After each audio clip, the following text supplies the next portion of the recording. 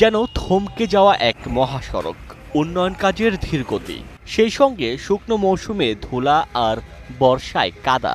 ভোগান্তির আরেক নাম এখন ঢাকা সিলেট মহাসড়কের ব্রাহ্মণবাড়িয়া অংশ। আশুগঞ্জ থেকে বিশ্বরোড পর্যন্ত ১২ কিলোমিটার অংশে প্রতিদিনই থাকছে এমন যানজট। আধা ঘন্টার পথ পাড়ি দিতে লাগছে ঘন্টার পর ঘন্টা। এতে ক্ষুব্ধ বিরক্ত এই পথের যাত্রী আর চালকরা। ফুট দেড় ফুট গর্ত হয়ে যা, ডেলিভারি রোগী খুব কষ্ট করে, ইন্তিকালও করে।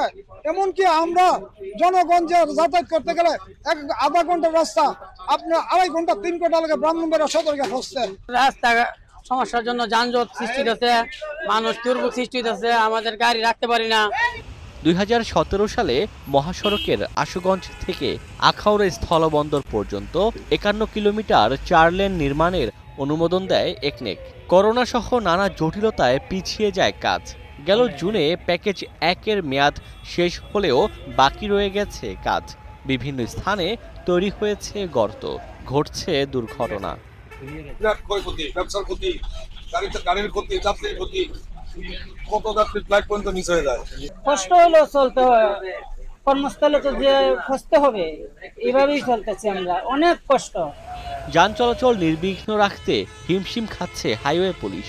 আর সড়ক বিভাগের দাবি এ বছরের ডিসেম্বরের মধ্যেই শেষ হবে কাজ।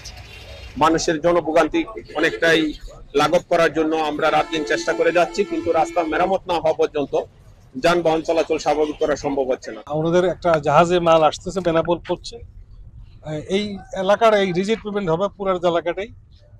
হয়তো ডিসেম্বরের মধ্যে এটা কাজটা শেষ হয়ে যাবে, এইটা আশ্বস্ত করতে পারি।